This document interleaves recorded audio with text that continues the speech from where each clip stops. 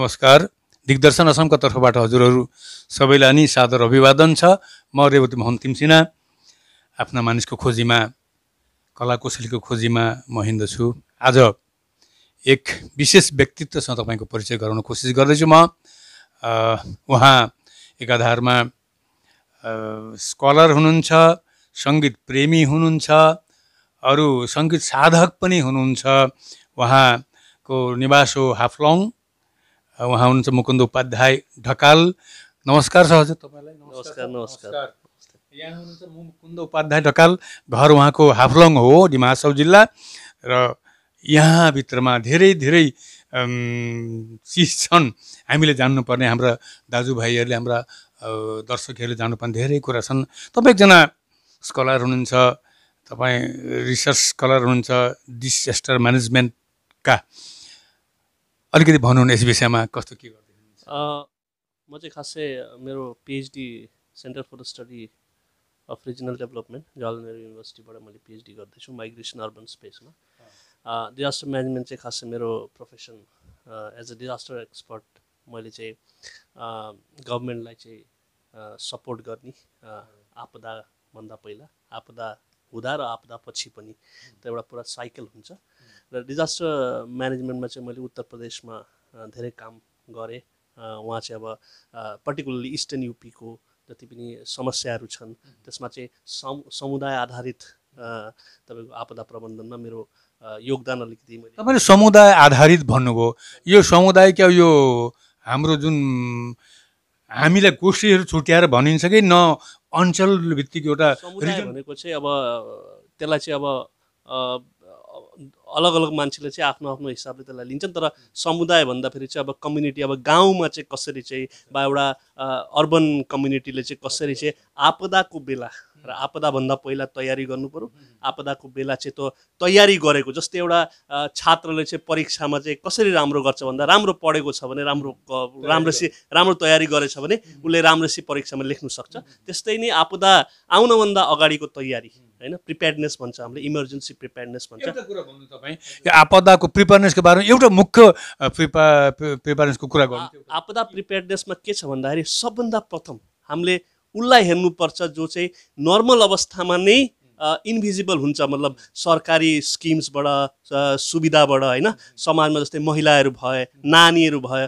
अब इन्फेन्टहरू भएन, नानीहरूमा चाहिँ अब हाम्रा वृद्ध वरिष्ठ हाम्रा अब बुजुर्गहरू वयस्कहरू हुनुभयो, उहाँहरूलाई चाहिँ हामीले र जो हाम्रो अब मानिलिनुहोस् दाजुबहिनीहरू एकदमै धेरै दुर्गम क्षेत्रमा हुनुहुन्छ, उहाँहरूलाई चाहिँ पहिला हामीले तयार गर्नु पर्यो। कसरी भन्दाखेरि हाम्रो जति पनि सुविधाहरू छन्, जस्तै म एक्जाम्पलको तौरमा भन्न खोज्छु, जस्तै हाम्रो हेल्थ इन्फ्रास्ट्रक्चर भयो, त्यसलाई चाहिँ हामीले नर्मल अवस्थामा बेहतर बनाउनु पर्यो ताकि जब आपदा आउँछ हामी मतलब नडराइकन हामीले त्यसलाई सामना गर्न सक्यौँ। त्यस्तो प्रकारको तपाईँले यस विषयमा धेरै कुरा गर्नुभयो। अब हामीहरूका साधारण जनसाधारणले यो आपदा प्रबन्धन भनेको क्या हो अलिकति सजिलो भाषा? अब सजिलो भाषामा प्रबन्धन भनेको चाहिँ मैले चाहिँ आपदाभन्दा पहिला तयारी गर्नु पर्यो। म भन्दा चाहिँ मेरो समाज, मेरो सरकार, सिभिल सोसाइटी, होइन, यी सबै चाहिँ सँगै आएर चाहिँ तयारी गर्नु पर्यो। जब आपदा आउँछ त्यो तयारीको आधारमा जो तयारी गरेका थियौँ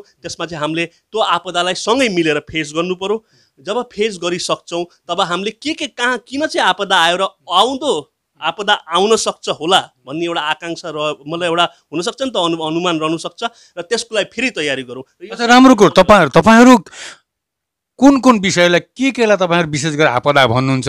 हामी त अब हामीहरूको तरिकाले हामीलाई धेरै अर्थनैतिक समस्या पनि एउटा आपदै हो, हाम्रो रोग व्याधि पनि आपदै हो। यस विषयमा यो डिसेस्टर म्यानेजमेन्टमा के भुइँचालोलाई मात्रै आपदा क्लासिफाई गरिन्छ। हामीले चाहिँ नेसनल डिजास्टर म्यानेजमेन्ट प्लानलाई चाहिँ हामीले 2019लाई चाहिँ हामीले त्यसलाई एउटा, होइन, एउटा राम्रो हामीले एउटा कम्प्रिहेन्सिभ डकुमेन्ट मानिन्छ, बुझ्नुभयो। र त्यो चाहिँ अब नेसनल हाम्रो चाहिँ डिजास्टर म्यानेजमेन्ट एक्ट पनि छ। र डिजास्टर म्यानेजमेन्ट प्लानले चाहिँ के भन्छ, उसले चाहिँ कसरी बुझाएको छ, उसले चाहिँ बेसिकली हामीलाई भन्छ कि हामीले आपदालाई बुझ्नुपर्छ। र आपदालाई बुझ्दा जस्तै हामी अब भूकम्प भन्नुभयो तपाईँले, होइन, भूकम्पसँग हामी अब भूकम्प भनौँ, बाढ भनौँ, बाढसँग ल्यान्डस्लाइड भयो, साइक्लोन भयो, र त्यो क्षेत्र आधारित हुन्छ। जस्तै अब हामी असममा छौँ, असममा बाढ चाहिँ अब हाम्रो यो आइरहन्छ मतलब आज आयो यो एउटा हुन्छ अब अनप्रेसिडेन्टेड भइदियो कोभिड चाहिँ हामीलाई थाहा थिएन आउँछ भनेर होइन तर फ्लड चाहिँ हामीलाई थाहा छ होइन रेकरेन्ट हुन्छ रेकरेन्ट अब आज यो वर्ष यो कोभिडले तपाईँलाई आपदामा पार्नुहुन्छ कि यो त आपदा नै हो आपदा यो त वैश्विक महामारी भयो नि त यो यस्तो महामारी हो यो चाहिँ अब यस्तो यो महामारीको लागि हामीले तयारी अब आउने होइन भविष्यको लागि पनि यस्तो प्रकारको महामारीको लागि तयारी गर्नुपर्छ अहिलेबाट सोच्दैछन् गर्दैछन् सबैले नै गर्दैछन् आफ्नो आफ्नो क्षमता अनुसार सबैले गर्दैछन् र यो विश्वभरिमा नै एउटा नयाँ प्रकारको यसले म भन्छु डिस्कोर्स होइन जन्माएको छ यसले गर्दा बहुत राम्रो कुरा गर्नु तपाईँबाट धेरै कुरा जान्नुपर्ने छ अहिले कता हो रेड जोनमा छौँ र हामी असमका मानिसहरू भुइँचालो होइन भूमिकम्पन जुन हो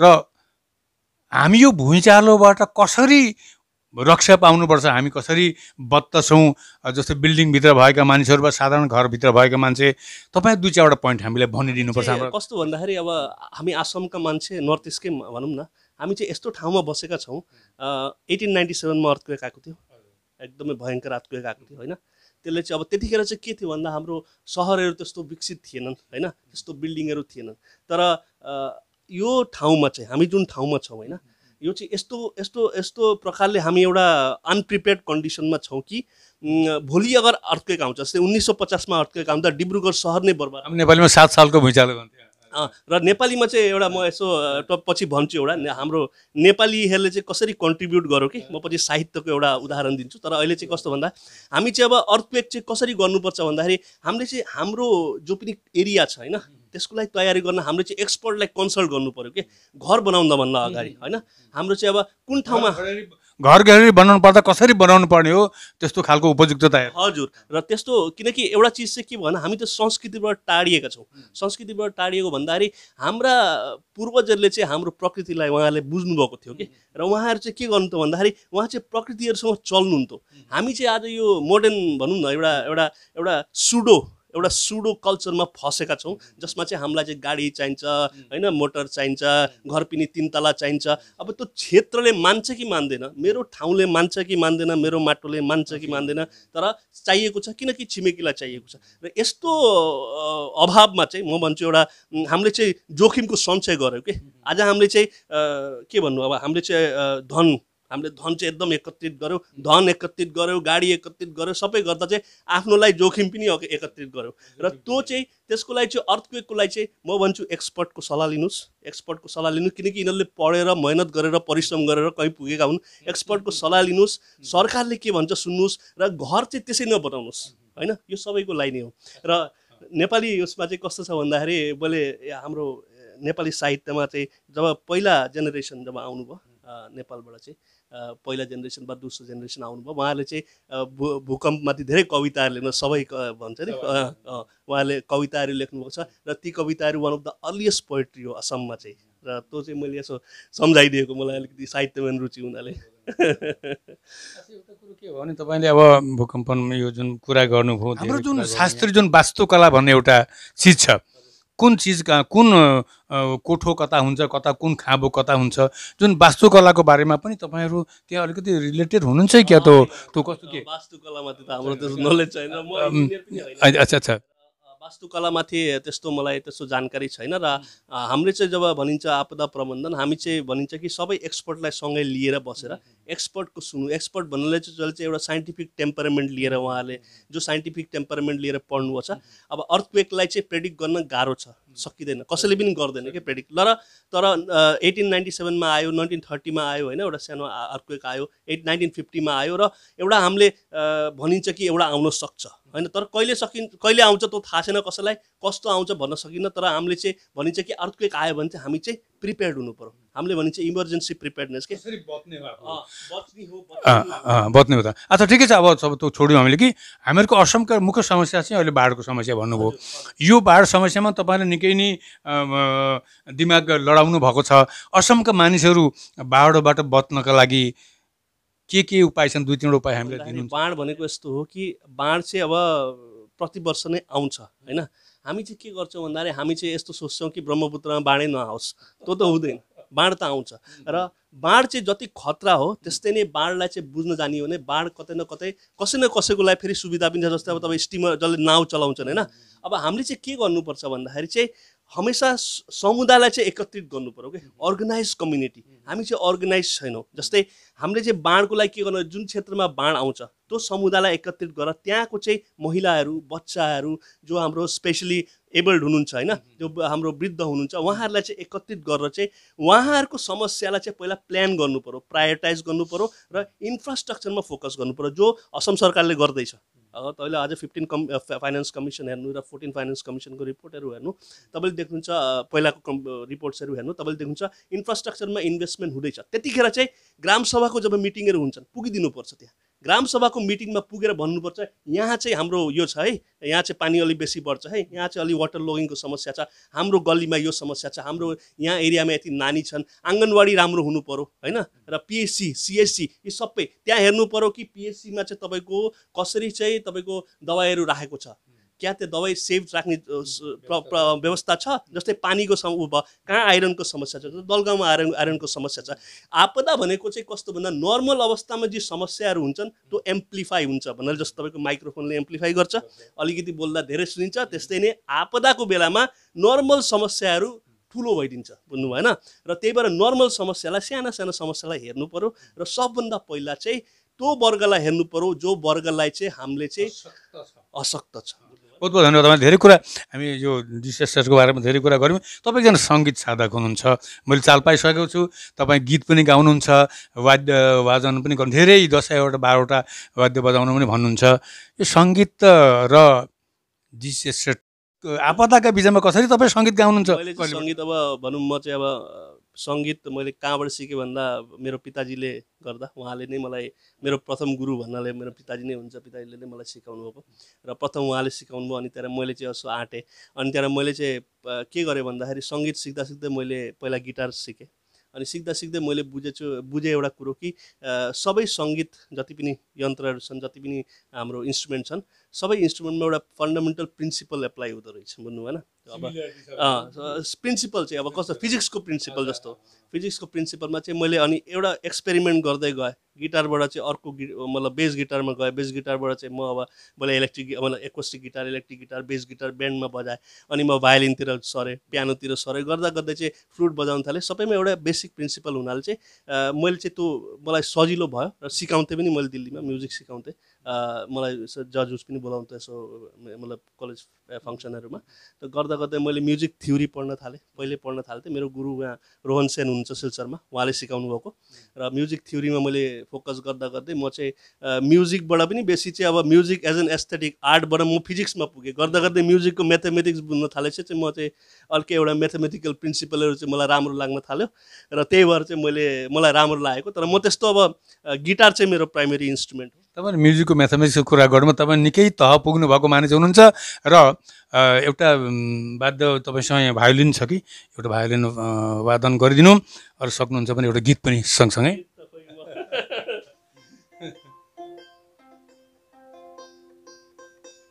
म चाहिँ भायोलिन प्लेयर त होइन, तर म चाहिँ गिटार प्लेयर हो खासै भन्नाले। एकोस्टिक गिटार बजाउँछु मैले, तर भायोलिन चाहिँ सिक्दा सिक्दै सिकेको, त्यस्तो राम्रो आउँदैन। तर म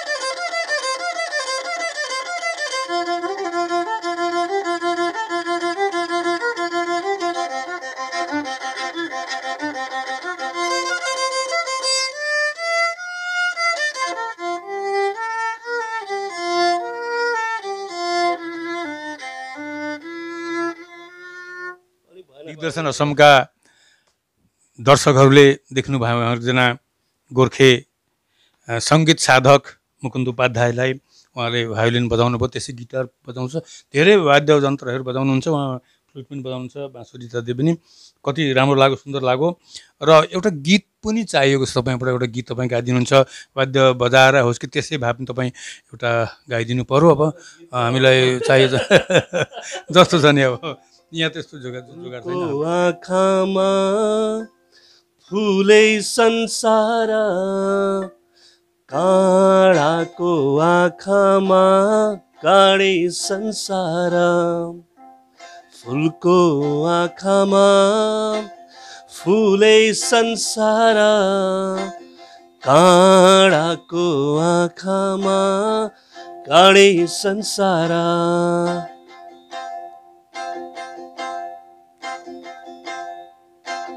झुकिन्छ है आँखा बस्तो अन्सार, काँडाको आँखामा काँडै संसार।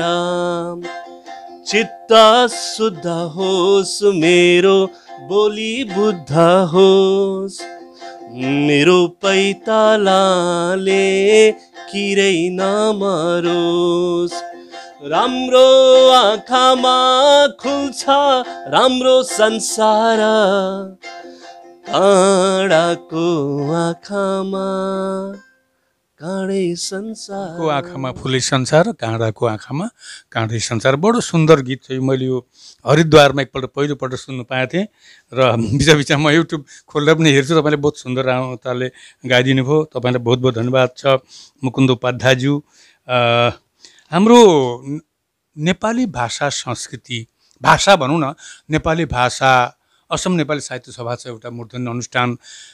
यो साहित्य अनुष्ठानमा तपाईँहरू जडित हुनुहुन्छ र हाम्रो भाषा, हाम्रो संस्कृति बारेमा अलिकति तपाईँ भनिदिनुहोस्। भाषा संस्कृति भन्नाले त अब नेपाली संस्कृति भनेको एउटा म भन्छु एउटा विशाल होइन, विशाल संस्कृति। त्यसमा चाहिँ अब यति धेरै संस्कृति छन् नेपाली संस्कृतिभित्र पनि। र यो म भन्छु एउटा यस्तो प्रकारको एउटा म भन्छु युनिक भनौँ न होइन, अनौठो संस्कृति पृथ्वीमा मैले कहीँ देख्दिनँ होइन। अब तपाईँ हेर्नुहुन्छ पश्चिम हिमालय र पूर्व हिमालयको जो फरकहरू छन्, त्यो फरकहरू जब त्यहाँका मान्छेहरू जब असममा आइदिन्छन्, एउटा नवीन साहित्यको सृजना, नवीन संस्कृतिको सृजना हामीले देखिन्छ। र नेपाली संस्कृतिमा चाहिँ अब कस्तो भन्दाखेरि नेपाल, असम होइन, मेघालय, दार्जिलिङ भनौँ, अलग अलग जोग्राफिकली अलग अलग ठाउँ हुनसक्छ, तर संस्कृति वाइज हामी हेरौँ भने नेपाली संस्कृतिको फैलाउ चाहिँ कहाँसम्म छ होइन। र त्यसमा तपाईँले हेर्नुहुन्छ एउटा आजको समयमा असममा जो कन्ट्रिब्युसन होइन, त्यो एउटा युनिक छ। अब हाम्रो भनौँ न एउटा एकजना वरिष्ठ एकजना अब पद्मश्री पाउनुभएको माननीय लीलबहादुर छेत्री ज्यूले एउटा कन्ट्रिब्युसन जो भारतीय संस्कृतिलाई दिनुभयो, त्यो चाहिँ नेपाली समाजको होइन